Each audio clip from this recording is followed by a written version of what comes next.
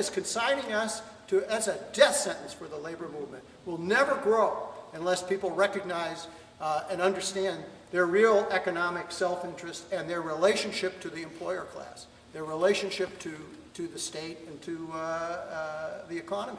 So, well, I mean, it's not a theoretical issue at this point. You know, the bottom has fallen out. I mean, if you thought of yourself as middle class in the midst of this recession, people losing their homes, losing their jobs, in a state of downward mobility, this middle class mantra just doesn't relate to more and more people's day-to-day experience. I think the problem we have with the early 30s analogy is that in the early 1930s, and the brother just described the dynamic of the upsurge that created the Congress of Industrial Organizations, collective bargaining was seen as a self-help tool for lifting millions of people out of an even worse economic mess. And people did turn away from the old AFL unions that were pretty much confined to the crafts and didn't relate to the mass of workers and their plight. I think the picture is a little bit cloudier today because people don't necessarily have the same positive association with collective bargaining as, you know, what I think would still be a tool for economic uplift and a necessary defense of day-to-day conditions. But when, you know, people see all around the country private and public sector unions involved in concession bargaining, you know, under pressure, agreeing to give backs, agreeing to two-tier this and two-tier that, and wage freezes and healthcare cost shifting and pension plan conversions to individual retirement accounts, whatever the form of you know, difficult bargaining takes in terms of outcome, they look at that and mistakenly say, well, hey, I don't need to pay dues to take backward steps. I can have stuff taken away from me by my employer anytime free of charge, you know? Why do you need to join a union to go backwards? Right? So there's a bit of cognitive dissonance going on around there. You know, we all being sophisticates about the importance of having collective bargaining, even if you're negotiating backward steps, because maybe you could negotiate a snapback clause, and a year from now, if the employer is doing better, something could be restored, right? That's a contract clause. What's that? Revisit it. Revisit it, yeah. A reopener. But, you know, for a lot of people, I think the general impression is, well, gee, the unions are in retreat too, so how am I personally, or my work group, going to benefit by joining this retreating army? So I think we have to invest a certain amount of energy, obviously, in a stiffer fight against contract concessions, because some people defend them as living to fight another day. That may play out that way, it may not. And in the meantime, it does not make the labor movement the magnetic force of attraction that it needs to be, and that the CIO became, when millions rallied to its banner, as a way of resisting wage cuts and cuts in hours and all the other things that were inflicted on millions of people in the early years of the Great Depression. Hans? You're talking about a retreating army in labor. I see there is an army which is advancing, and that is the environmental movement. And how can we use the energy which the environmental movement has to somehow inject some of that energy into labor? Do you see some ways to do that? I'm at a loss for words. Jim?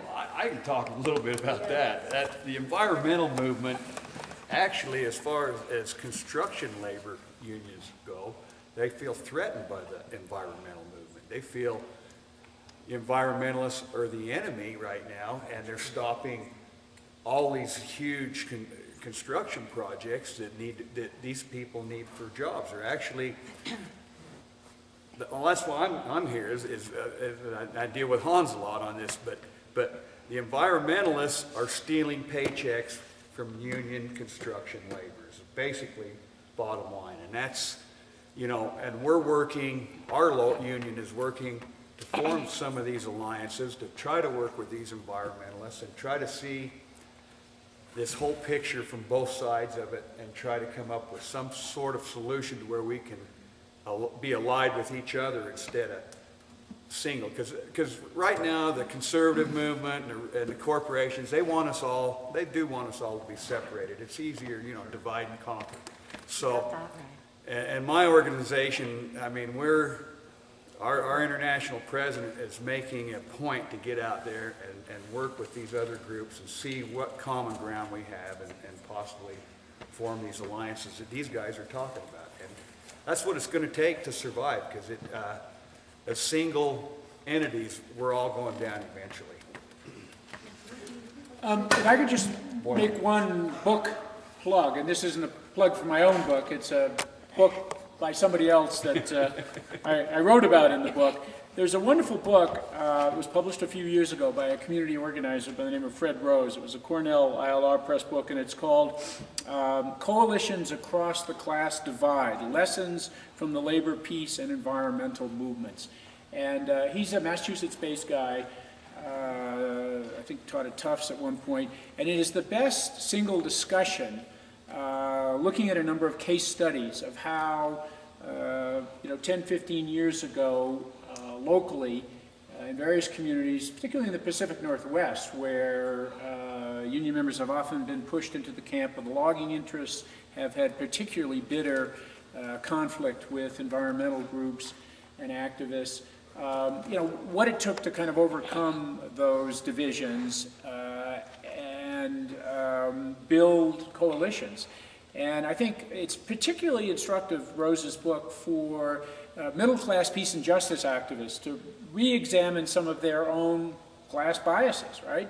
And understand the degree to which environmentalism can be a luxury, which many working people can't afford unless we find a way to provide alternative jobs. People are obviously going to be fighting for the next Walmart construction job, the next power plant construction job, the next strip mall development job, and so forth. Because in the absence of those alternatives, people have to work, they have to feed a family, they have to find a way to support themselves.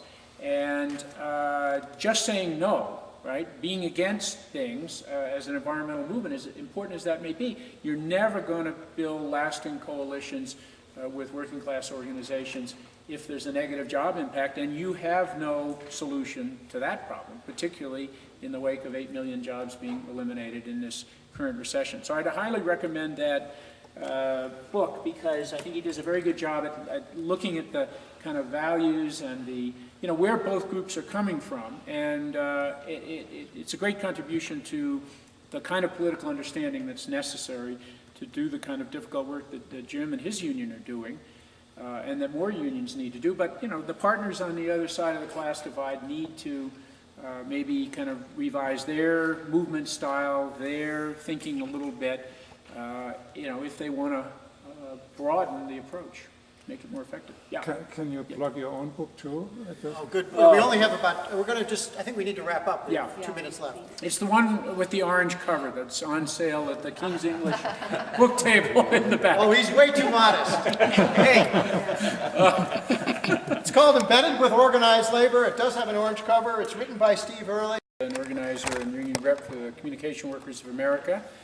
And I'm here with another longtime comrade and fellow union activist from Boston, Brother Rand Wilson, who now works for my old union, CWA, also the International Brotherhood of Electrical Workers, and the National AFL-CIO. I'll explain that later. I wanted to know if you could elaborate a little bit on the right to work issue. I know you saw the right to work state. And, my understanding is that I guess it's generally a bad thing, although I also know that in some states that are not right to work states, workers actually often feel more pressured by employers not to join unions. So I wondered if you could address that issue and what that means to organizing in Utah, and whether that perhaps necessitates or encourages alternative strategies to organizing labor. Well, I'll let the local organizers like Jim speak to the problem of maintaining membership in open shop situations. But the legal framework is the problem. Unlike, say, France, where it's one big national open shop, but people, as a matter of political expression, join labor federations or don't. where we have a system here of kind of majority exclusive representation. You know,